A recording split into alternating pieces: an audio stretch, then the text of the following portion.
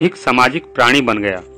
अपने सामान्य ज्ञान को निरंतर पीढ़ी दर पीढ़ी परिष्कृत करते हुए मनुष्य के सहज ज्ञान ने विज्ञान को जन्म दे दिया, जिससे मानव की असीमित जिज्ञासाओं को जैसे पंख लग गए।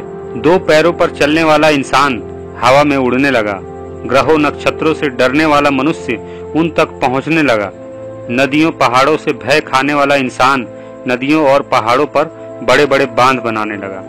समुद्र की गहराइयों से लेकर अंतरिक्ष की ऊंचाइयों तक को मानव ने भेद दिया। सहज ज्ञान की धारा से उत्पन्न विज्ञान ने दो पैरों पर चलने वाले एक मामूली प्राणी को प्रकृति को जीतने वाला मनुष्य बना दिया। लेकिन ज्ञान की इस धारा के विपरीत सदियों से अज्ञानता की एक समानांतर धारा विद्यमान रही है, जिसने ज्ञान के मार्ग को सदा से दूषित करने का प्रयास किया है। इस दूषित, संक्रमित और बीमार धारा का नाम है धर्म। धर्म एक व्यापार है। इसके जाल में फंसा आम आदमी कभी ये बात समझ ही नहीं पाता। धर्म और विज्ञान में कोई तालमेल ही नहीं। जहाँ विज्ञान की धारा तर्क, शोध और तथ्यों पर आधारित है, वहीं धर्म का पूरा बखेड़ा अंधविश्वास, आस्था, झूठ, कुतर्क और हिंसा पर आधारित है। फिर भी सभी धार्मिक गिरोह बड़ी बेशर्मी से दावा करते हैं कि उनका धर्म विज्ञान की कसौटी पर खरा उतरता है। धर्म में कितना विज्ञान है, आइए इस वीडियो के माध्यम से इस रहस्य पर से पर्दा उठाते हैं। सृष्टि की उत्पत्ति के बारे में सभी धर्मों ने बिल्कुल अलग अलग झूठ बोला है। इसलिए आधुनिक विज्ञान की उत्पत्ति से पहले तक पूरी दुनिया कंफ्यूज्ड रही। कुरान में अल्लाह कहता है, हमने सृष्टि को 6 दिनों में बनाया। विज्ञान के अनुसार पृथ्वी अपने अक्ष पर 24 घंटे में एक घूर्णन पूरा करती है, जिसे एक दिन कहते हैं। जब सृष्टि की रचना हुई ही नहीं थी, तब अल्लाह ने कौन से गणित से 6 दिन लगा दिए। देवी भागवत पुराण के पृष्ठ 127 पर सृष्टि रचना की जो कहानी बताई गई है, वो गजब की है। भगवती ने अपनी शक्ति से ब्रह्मा, विष्णु और महेश बनाए। उस समय सृष्टि में चारों ओर केवल जल ही जल था। फिर भगवती ने पृथ्वी को बनाया और उसे शेषनाग के फन पर स्थापित कर दिया। शेषनाग के फन पर धरती स्थिर बनी रहे, इसके लिए धरती पर पहाड़ों को कील की तरह ठोक दिया गया। पहाड़ों को धरती में कील की तरह ठोक देने की यही गलतफहमी कुरान के अल्लाह को भी है। कुरान के सूरह 31 आयत नंबर 10 में अल्लाह अपने नबी को भूविज्ञान समझाते हुए कहता है, अल्लाह ने आकाशों को बिना सहारे के पैदा किया और धरती में अटल पहाड़ ठोक दिए ताकि वो तुम्हें लेकर एक ओर लुढ़क न जाए। यही भूविज्ञान वो कुरान के सूरह 21 आयत नंबर 30 और 32 में भी समझाता हुआ दिखता है। तुमने देखा नहीं, पहले धरती और आकाश दोनों मिले हुए थे।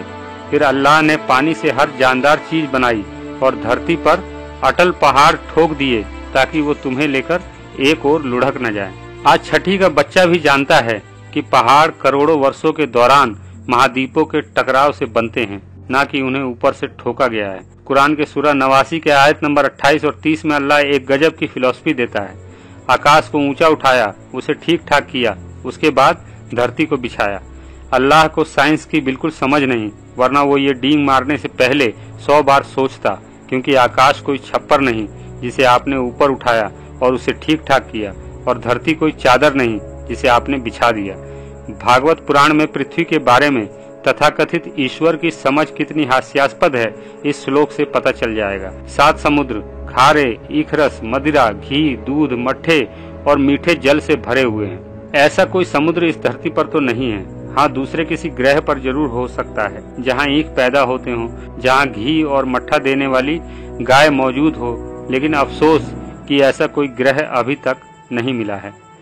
मानव शरीर कोशिकाओं का बना है। पल प्रतिपल अरबों कोशिकाएं पैदा होती हैं और मरती हैं। जैसे जैसे उम्र बढ़ता है, नई कोशिकाओं का बनना धीमा हो जाता है और कोशिकाओं के नष्ट होने की प्रक्रिया तेज हो जाती है। इस तरह आदमी धीरे धीरे बूढ़ा होने लगता है और एक दिन सभी कोशिकाओं के अंत होने के कारण उसका अंत हो जाता है। कहीं कोई आत्मा नाम की चीज नहीं होती। मोमबत्ती तब तक जलती है जब तक उसे ऊर्जा मिलती है। ऊर्जा का क्रम टूटते ही लौ बुझ जाती है, वो निकलकर कहीं और नहीं जाती।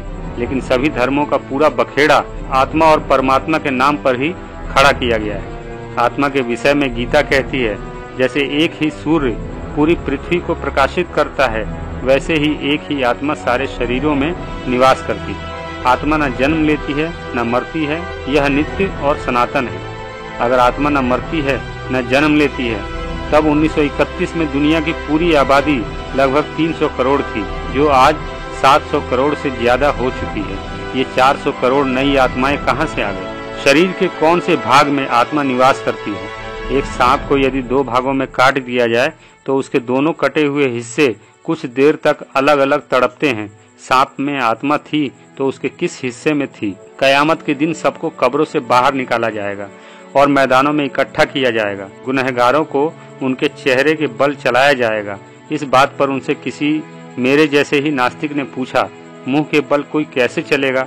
इस सवाल पर हजरत साहब ने फरमाया, अल्लाह की मर्जी से। जैसे अल्लाह ने उन्हें पैरों के बल चलाया, वैसे ही वो उन्हें मुंह के बल भी चलाएगा। अल्लाह ने आसमान को धरती पर गिरने से रोक रखा है। ब्रह्मांड में खरबों आकाश गंगाओं में से एक मिल्की वे के एक छोटे से हिस्से में स्थित एक सौर मंडल में सूर्य का चक्कर लगाने वाली एक मामूली सी पृथ्वी, अनंत ब्रह्मांड की विशालता में जिसकी कोई औकात नहीं, उस पृथ्वी पर आकाश गिर जाए, ये कितनी हास्यास्पद बात है। पृथ्वी गाय पर टिकी है। एक हदीस के अनुसार पृथ्वी एक गाय पर टिकी है जिसके 4000 सींग हैं, और वह गाय एक मछली की पीठ पर टिकी है, और वह मछली पानी पर टिकी है, और वह पानी हवा में लटका हुआ है, और वह हवा एक पत्थर पर टिका है, और वह पत्थर अल्लाह के एक फरिश्ते के सिर पर रखा है। कमठ से समधर वसुधा के पृथ्वी कछुए की पीठ और शेषनाग के फन पर धरी हुई है। धर्म ग्रंथों की ऐसी बेहूदगी से भरी अवैज्ञानिक बातों के रहते कोई भी समाज कभी तरक्की नहीं कर सकता। इसीलिए डॉक्टर अंबेडकर कहते हैं, यदि तुम समाज को बदलना चाहते हो तो सबसे पहले धर्म ग्रंथों को बारूद से उड़ा दो। ये तो कुछ उदाहरण मात्र हैं। सभी धर्म ग्रंथों में ऐसी जाहिलाना बातों के सिवा कुछ नहीं। धार्मिक पुस्तकों की इन्हीं जहालत भरी अवैज्ञानिक बातों के कारण ही विज्ञान के क्षेत्र में धार्मिक लोगों का योगदान 0 है। यही वजह है कि भारत और पाकिस्तान जैसे देश प्रगति की दौड़ में बहुत पीछे छूट गए।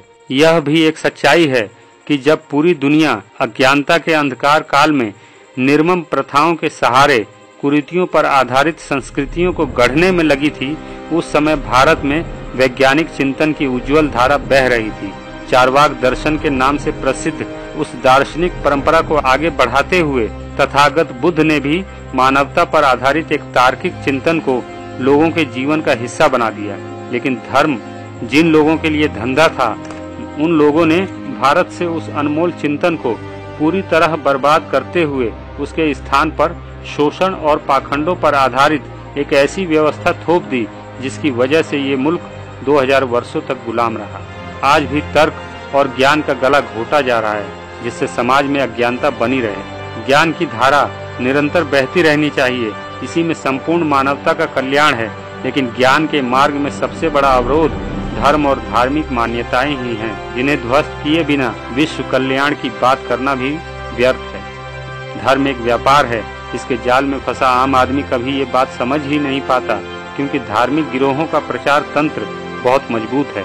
किसी भी मजहब की बुनियाद झूठ, शोषण और पाखंडों पर ही खड़ी है, जिसे कायम रखने के लिए समय समय पर उन सभी धर्मों को हिंसा का सहारा लेना पड़ता है। विज्ञान की रोशनी से धार्मिक जहालत के अंधकार को भगाया जा सकता है, लेकिन शासक और शोषक जमात ऐसा कभी होने नहीं देगी। महापंडित राहुल सांस्कृत्यायन के शब्दों में कहें तो मनुष्य जाति के शैशव की मानसिक दुर्बलताओं और उससे उत्पन्न मिथ्या विश्वासों का समूह ही धर्म है। यदि उसमें और भी कुछ है तो वह है मुल्ला, पुरोहितों, सत्ताधारियों और शोषक वर्गों के धोखे फरेब, जिससे वह अपनी भेड़ों को अपने गले से बाहर नहीं जाने देना चाहते। आपको हमारा यह वीडियो कैसा लगा कमेंट बॉक्स में जरूर बताएं और हमारे इस चैनल को सब्सक्राइब जरूर करें। सदियों से फैलाए गए अंधविश्वास और कुरीतियों के विरुद्ध वैज्ञानिक चिंतन के साथ खड़ा यह चैनल दुनिया को समझने का आपका नजरिया बदल देगा। धन्यवाद।